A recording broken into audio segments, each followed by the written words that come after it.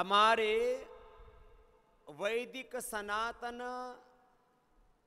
आर्य धर्म में, अपनी ऋषि संस्कृति, देव संस्कृति में, अपनी वैदिक सभ्यता में किसी तरह की कोई न्यूनता है?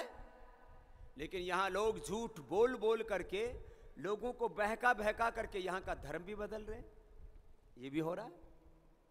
आप भी आए दिन घटनाएं सुनते हो। ये सब सोच करके फिर आपको दुख भी होता है। मैं आपको इसलिए कह रहा हूं ये बातें कि हमको इस पूरे देश में सही ज्ञान देने की जरूरत है। लोगों की इच्छाएं अच्छी हों, लोगों के कर्म अच्छे हों, आचरण अच्छे हों, ये सारी शुरुआत ज्ञान से होगी। इसलिए हम कहते हैं हमने अभी योग की क्रांति की है, आयुर्वेद की क्रांति की है, स्वदेशी की क्रांति की है, हमने सत्ता परिवर्तन की भी क्रांति की है। अब इस देश में सबसे बड़ी ज्ञान क्रांति की आवश्यकता है, वैचारिक क्रांति की आवश्यकता है। और उस विचार क्रांति के अनुरूप, उस विचार क्रांति के अनुरूप, उस ज्ञान क्रांति के अनुरूप इस देश में लोगों की भावनाएं बदलें, लोगों के आचरण बदलें, तब जाकर के जिसको हम कहते हैं ना बदलाव, ये शब्द हम बहुत बार सुनते हैं, बदलाव, परिवर्तन, ये बड़ा शब्द है, बहुत बार सुना जाता है। बदलाव, क्रांति, परिवर्तन।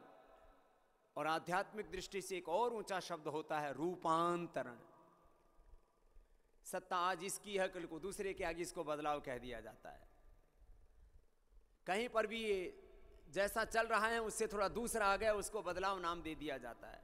चेंज, परिवर्तन, बदलाव, ये बहुत बड़ी बात है। इससे नहीं है, इससे भी एक अगली बात है रूपांतरण। तो हमें रूपांतरण करना है और हमने रूपांतरण की प्रक्रिया बनाई है कि हम 5, 10, 20, 25, 50 साल का कार्यक्रम लेकर के चल रहे हैं। और इन आने वाले 5, 10, 20, 25, 50 वर्षों में यदि हम आज, क्योंकि अपने देश में अपना कैलेंडर तो चलता है नहीं, इसमें ईसाइयों का कैलेंडर चलता है, विदेशी कैलेंडर चलता है। उस विदेशी कैलेंडर के अनुसार आज 2015 है। 2050 तक भारत फिर से पूरे विश्व का सभी क्षेत्रों में नेतृत्व करने के लिए तैयार हो जाएगा। ऐसा काम हमें करना।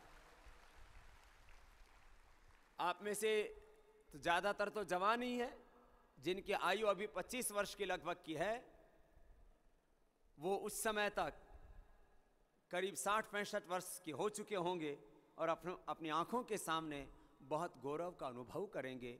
क्योंकि अभी मैं बहुत बुजुर्गों से मिलता हूं जिनकी उम्र 80-85 साल है। अभी कुछ दिन पहले एक रामजी भाई यहाँ पर मेरे साथ में आसन कर रहे थे, शीर्षासन, मयूरासन, 103 साल के। मैंने कहा बाबा जी अंग्रेजों का जमाना देखा तो उनकी आंखों में आंसू आ गए। बोले बाबा जी बहुत जुल्म ज्यादती करते थे, बहुत नाइंसाफी करते थे, बहुत अन्याय करते थे, बहुत अनाचार, दुराचार, भ्रष्टाचार, व्यभिचार करते थे। ऐसे दिन हिंदुस्तान को कभी ना देखने पड़े।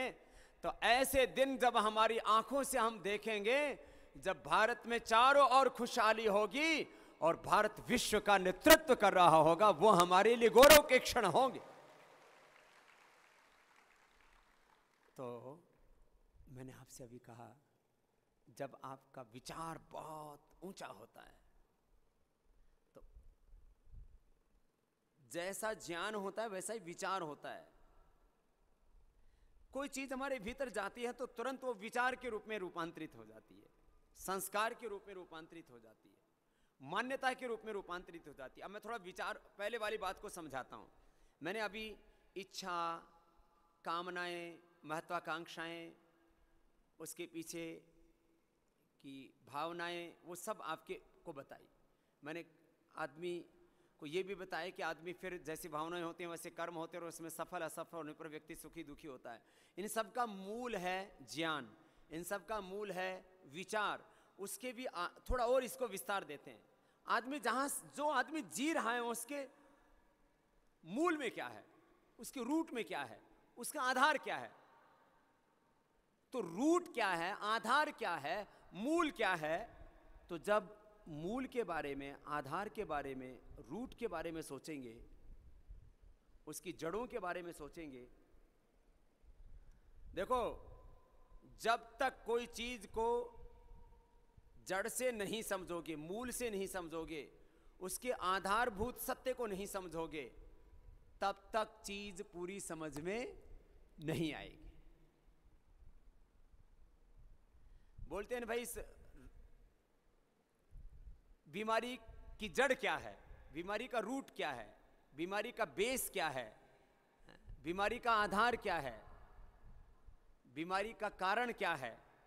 तो कारण जब समझेंगे तभी उसके ऊपर आगे कार्य कर पाएंगे। तो खैर, अब आपको बहुत गहराई में लेकर के जा रहे हैं और बहुत साधारण शब्दों में लेकर के जा रहे हैं। जटिलता नहीं करना चाहते हम, कोई यहां बहुत जटिल दार्शनिक भाषा बोल करके या कोई टेक्निकल लैंग्वेज, कई तरह की भाषा होती है ना, बहुत साधारण सी भाषा बोल रहे हैं आपके बीच में। जरा गौर से सुनो इस बात। सारी दुनिया में संघर्ष किस बात का है? विचारधाराओं का है, मान्यताओं का है, सिद्धांतों का है, नीतियों का है।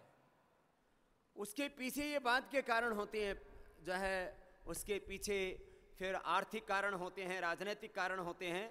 ये कारण बाद में जुड़ते हैं। ये जो आज पूरी दुनिया में जो राजनीतिक सीमाएं भी बनी हैं, उनके भी कारण हम आपको बताएंगे। आदमी जो है फिर व्यापार, जो भी आर्थिक गतिविधियां हैं, ये सब चीजें ठीक हैं, लेकिन इनके भी मूल में कारण क्या है? जो राजनीतिक सीमाएं बनती हैं, फिर उन सीमाओं के बीच में जो व्यापार होता है, फिर उसमें अधिकारों की लड़ाई होती है। किसका कितना व्यापार, कितना अधिकार, किसके पास कितने संसाधन, कितनी पूंजी, इनकी लड़ाई होती है। लेकिन इसके भी मूल में क्या है? अब जैसे मैं आपके सामने बैठा हूं, मुझे व्यापार नहीं करना, मुझे राजनीति नहीं करनी कि मुझे किसी देश की सत्ता पर बैठना है, मुझे पावर नहीं चाहिए, मुझे अपने लिए पावर नहीं चाहिए, मुझे अपने लिए प्रॉस्पेरिटी भी नहीं चाहिए। कोई कहेगा जी जितने भी सब कुछ हो रहा है इसके पीछे तो जो इसके रूट में जो है ना वो पावर है। लोगों को, कुछ लोगों को पावर चाहिए, कुछ कहेंगे कुछ लोगों को पैसा चाहिए। इसलिए सारी दुनिया में ये सारी सीमाएं बनी हैं, इसके लिए सारी व्यवस्थाएं बनी हैं, इसके लिए सारे ऑर्गेनाइजेशंस बने हैं, सारा ढांचा बनाया गया है। मूलतः तो जो कारण है वो है व्यापार, उसके पीछे मूल कारण है पैसा, उसके पीछे मूल कारण है पावर। जैसे अभी पिछले दिनों पूरी दुनिया में युद्ध हो रहे थे, अभी भी हो रहे हैं, उसके पीछे कारण यही बताया जाता है कि इसके पीछे कारण है ऑयल, उसके पीछे कारण है गैस, उसके पीछे कारण है पॉलिटिकल लॉबिंग, अलग अलग चीज़ें हैं इसके पीछे। फिर कुछ कहेंगे इसके पीछे कारण है अब जो है पूरी दुनिया में और वार होने वाला है, अब इस्लाम में, ईसाईयत में वार होगा, क्योंकि अब दोनों एक दूसरे के साथ में भिड़ रहे हैं। तो कोई कहेगा इसके पीछे कारण फिर मजहब बताएगा।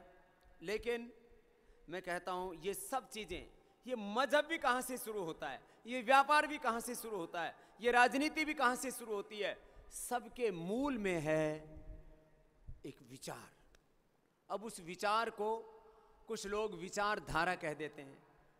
वही विचार जब हमारा परिष्कृत हो जाता है और हम किसी निर्णय विशेष पर पहुंच जाते हैं तो वही हमारे प्रिंसिपल्स हो जाते हैं, जिनको हम सिद्धांत बोलते हैं। उसी विचार के आधार पर फिर हम नीतियां तय करते हैं, उनको फिर पॉलिसीज बोल देते हैं। उसी के आधार पर फिर मॉडल्स तैयार हो जाते हैं कि विकास का, डेवलपमेंट का मॉडल क्या होना चाहिए। ये इस चीज में सारी दुनिया लड़ रही है। तो आज यदि पूरी दुनिया में सबसे, केवल भारत की दृष्टि से नहीं, पूरी दुनिया की दृष्टि से कहें तो सबसे बड़ी जरूरत है इस देश में एक सात्विक विचार की, शुद्ध विचार की, एक दिव्य विचार की। अब अलग अलग महापुरुषों ने अलग अलग शब्दों का प्रयोग किया है। वेदों में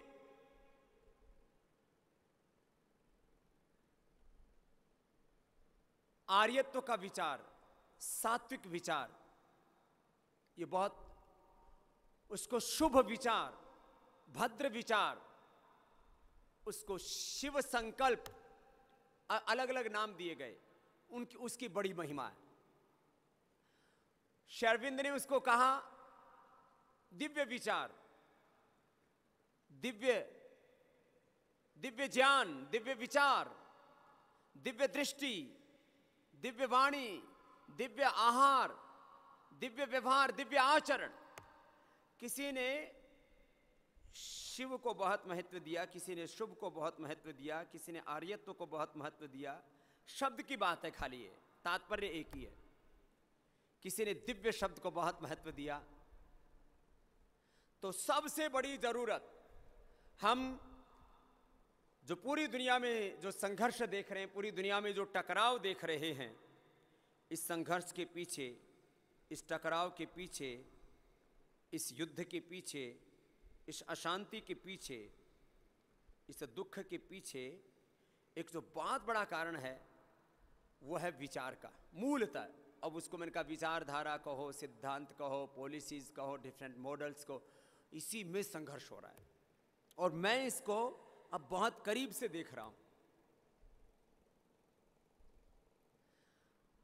मैं आपसे पूछूं, ये हिंदुस्तान में जो अलग अलग पार्टियां बनी हैं, और थोड़े दिन पहले नेता इस पार्टी में रहता है, थोड़े दिन बाद में इस पार्टी में चला जाता है, और थोड़े दिन बाद उस पार्टी में चला जाता है। कभी कांग्रेस से बीजेपी में आ जाता है। जब देखता है भी कांग्रेस की लुटिया डूब रही है तो बोले बीजेपी वालों के साथ हो जाओ। जब बीजेपी की लुटिया डूबती दिखेगी तो कांग्रेस के साथ में चले जाएंगे। फिर दोनों की डूबती दिखेगी तो फिर कोई बसपा में चला जाएगा। जब बसपा की डूबती दिखेगी तो सपा में आ जाएगा। जब सपा की लुटिया डूबती दिखेगी तो फिर किसी तीसरे की और जो है बुलंदियों पर किसी की प्रतिष्ठा दिखेगी तो फिर उसमें शामिल हो जाएगा। इसमें एक बात तो मैं देखता हूं, ये मुझे ऐसा लगता है कि कुछ लोग तो उनके पास में कोई विचार ही नहीं होता। बस उनको तो यह है कि भाई जहां पैसा है, जहां प्रतिष्ठा है, सत्ता है, बस वहां चले जाओ। हमारे पंकज मिश्र जी यहां पर बैठे हैं, बड़े दार्शनिक हैं, बड़े चिंतक भी हैं, और इस संदर्भ में काफी लिखते हैं, बोलते हैं, सोचते हैं। पंकज जी, हिंदुस्तान की राजनीति में एक बात मैंने खास देखी है, बाकी पार्टियों में लोग इधर से उधर पलटी मारते रहते हैं। इस मामले में कम से कम जो कम्युनिस्ट लोग हैं वो बड़े ईमानदार हैं। वो अपनी पार्टी छोड़ करके कभी कांग्रेस या बीजेपी या दूसरी तीसरी पार्टी ज्वाइन करने के बारे में कम से कम उनके टॉप लोग नहीं सोचते। मैं उनकी बड़ाई नहीं कर रहा हूं, मैं उनसे सहमत नहीं हूं, उनकी विचारधारा से, उनके सिद्धांतों से, उनकी नीतियों से, उनके आचरण से। लेकिन एक बात कह रहा हूं, हिंदुस्तान में वैचारिक संकट बहुत बड़ा है। यह बहुत बड़ी बात है, आप जरा इसको सोचो। राजनीतिक स्तर पर मैं बात कर रहा हूं। पहले तो राजनीतिक स्तर पर इतना बड़ा वैचारिक संकट है कि 99% लोगों के पास में कोई विचार ही नहीं है, और जिसके पास में विचार का आधार नहीं है वो व्यक्ति से देश को कुछ भी नहीं दे सकता। यह बात पक्की है। विचार का यह आधार नहीं है। जिस आदमी के पास में कोई स्पष्ट विचार नहीं है, उस व्यक्ति के जीवन में स्पष्ट सिद्धांत कैसे होंगे, स्पष्ट नीतियां कैसे होंगी, उसके आगे की प्रगति की दिशा क्या होगी, उसमें स्पष्टता आ ही नहीं सकती। ये बहुत बड़ी बात है। वैचारिक संकट, मैंने आपको थोड़ी एक्सरसाइज करवाई थी और अगला आपके सामने विषय रख रहा हूं। सबसे बड़ा संकट इस देश का क्या है, और इस बारे में आपको विचार करना है। बाकी तो युवा भारत के पिछले कई कार्यक्रम हो, उसमें मैंने कई संदर्भ आपके बीच में रखे। अब मैं कह रहा हूं देश का, और दूसरे अर्थ में कहें तो दुनिया का भी सबसे बड़ा संकट क्या है। मैं मानता हूं इलिटरेसी, पॉवर्टी, हंगर, मैल्यूट्रिशन, किसी भी तरह का इनजस्टिस, वायलेंस,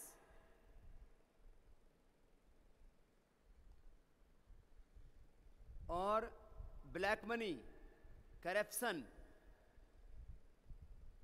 ये बहुत बड़े संकट हैं। ये कम छोटे संकट नहीं है। गो हत्या, भ्रूण हत्या, दहेज के लिए हत्या, ये सब ऐसे ही बड़े बड़े प्रश्न हमारे सामने हैं। पोल्यूशन, एडल्टेशन,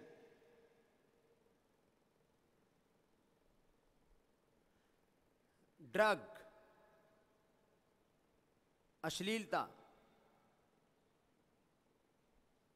भोग का महिमा मंडन, ये बड़े संकट हैं। लेकिन इन सारे संकटों के मूल में है क्या? ये मूलतः ये संकट नहीं है, ये बाय प्रोडक्ट हैं सारे, ये साइड इफेक्ट हैं सारे। ये तो सारे संकट परिणाम हैं। इसके मूल में कारण क्या है?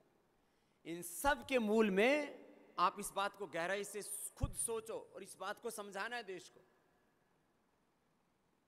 आप बहुत प्रबुद्ध राज्यों से हो, तमिलनाडु से, केरल से हो, कर्नाटक, आंध्र प्रदेश से हो, तेलंगाना से हो, उड़ीसा से हो, असम से हो, पश्चिम बंगाल से हो, नॉर्थ ईस्ट से हो, और इससे पहले पश्चिम भारत, मध्य भारत, उत्तर भारत के भी कैंप हुए हैं। उसमें भी बड़े ऊर्जावान तेजस्वी युवक युवती यहाँ पर आए हैं।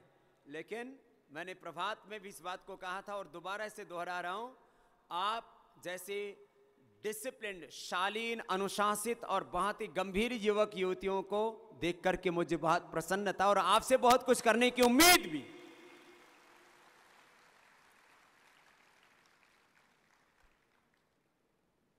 हिंदी की थोड़ी सी तकलीफ है कुछ कार्यकर्ताओं को। लैंग्वेज एक छोटा सा बैरियर है, लेकिन फिर भी बार बार सुन सुन के आपका काफी अभ्यास हुआ है।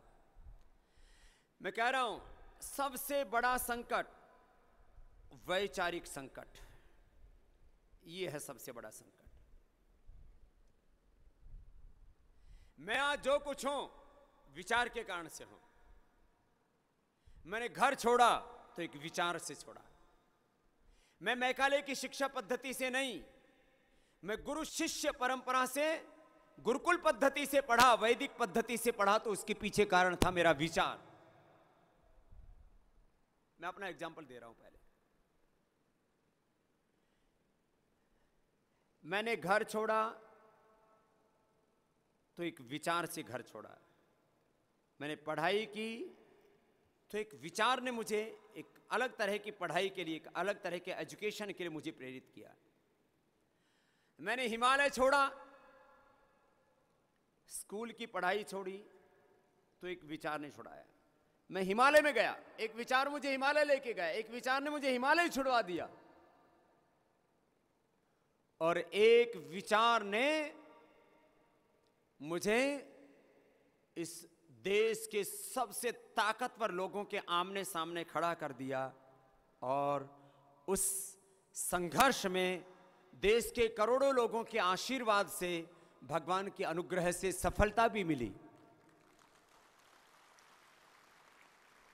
क्यों लड़ा मैं? लोग लड़ते हैं, कहते हैं कि सत्ता के लिए, संपत्ति के लिए, सम्मान के लिए, कुछ सुख पाने के लिए। हमने लड़ाई सत्ता, संपत्ति, सम्मान और सुख पाने के लिए नहीं, बल्कि इनको चारों को दांव पर लगा करके सत्य और न्याय के लिए लड़ाई लड़ी। तो एक विचार है कि मुझे सत्ता के लिए नहीं करना कार्य, मुझे संपत्ति के लिए नहीं, पैसा और प्रतिष्ठा के लिए नहीं, पावर के लिए नहीं, प्लेजर के लिए नहीं, इन 4 चीजों के लिए आदमी काम करता है। पूरी दुनिया में यही बोल दिया जाता है कि जो भी काम हो रहा है इसमें 4 में से कोई कारण होगा, और क्या कारण होगा। ऐसा ही लोगों का मानस बन गया। नहीं, अब मैं कह रहा था सबसे बड़ा संकट इस देश में राजनीतिक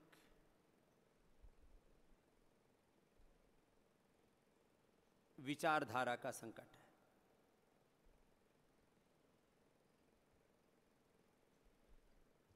और मैं ये साधारण बात नहीं कह रहा हूं, मैं इस देश के लगभग 99% टॉप पॉलिटिशियंस को जानता हूं, और आप भी जानते हैं कि मैं जानता हूं।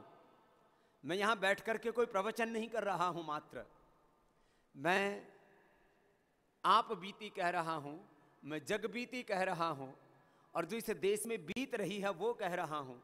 और उन लोगों के साथ में मैंने जिस चीज को जिया है, मैं उस अनुभूति सत्य को कह रहा हूं, एक्सपीरियंस्ड ट्रूथ को कह रहा हूं। अनुभूतिक सत्य एक बहुत बड़ा सत्य होता है। एक वो सत्य किसी और ने देखा, एक वो सच जो मैंने अपनी नंगी खुली आंखों से देखा है, वो कह रहा हूं। बहुत बड़ा संकट है राजनीतिक वैचारिक अधिष्ठान क्या हो, बहुत बड़ा संकट। राजनीतिक विचारधारा का तो दिवालियापन है। मैं इसको यदि यहां कहूं दिवालियापन, यह है स्थिति, दिवालियापन है। करीब 99% यह हालात है। और सामान्य कार्यकर्ताओं में तो होगा ही वो संकट। लीडरशिप को नहीं पता, जो उस पार्टी को लीड करते हैं। अब मैं आपको 4-5 उदाहरण देता हूं, इस बात को समझना जरा, और कहां तक जाना है अपने को। सुबह आपने एक भजन सुना था, जीवन का लक्ष्य सिंहासन पर चढ़ना नहीं है, अपितु स्वयं को और समाज को साधते हुए पूरी दिव्यता के साथ जीवन का दिव्य आरोहण हमें पाना है। पथ का लक्ष्य नहीं है सिंहासन चढ़ जाना। अब जरा इस बात के ऊपर गौर कीजिए, मैं जहां संकेत कर रहा हूं। इस देश में एक राजनीतिक पार्टी है, उसका नाम है समाजवादी पार्टी। उनके साथ भी हमारा बहुत प्रेम है। उस पार्टी के आप, मैं गारंटी देता हूं, 99% लोगों से पूछ लीजिए, आपको उत्तर नहीं मिलेगा कि समाजवाद का अर्थ क्या है, और तुम समाजवाद के माध्यम से क्या करना चाहते हो। तुमने क्यों अलग पार्टी बनाई है, क्या करना चाहते हो इस देश के अंदर तुम। दूसरी पार्टी है इस देश के अंदर एक बसपा। दोनों का उत्तर प्रदेश में बड़ा प्रभाव और बड़ा प्रदेश है। वो कहते हैं, पहले तो उनको यही नहीं पता था उनकी विचारधारा क्या है। उन्होंने वाम सिर्फ करके एक संगठन बनाया, उसके बाद में उन्होंने दलितों को, शोषितों को, वंचितों को संगठित किया, और एक मूल उनका विचार उन्होंने दिया कि हम मूल निवासी, ये उनका एक मेन कॉन्सेप्ट था। खैर वो बदलते बदलते अब बहन मायावती जी ने कहा, बहुजन हिताय बहुजन सुखाय, सर्वजन हिताय सर्वजन सुखाय। अब उनसे पूछो कि ये आइडियोलॉजी, ये विचारधारा का मतलब क्या है।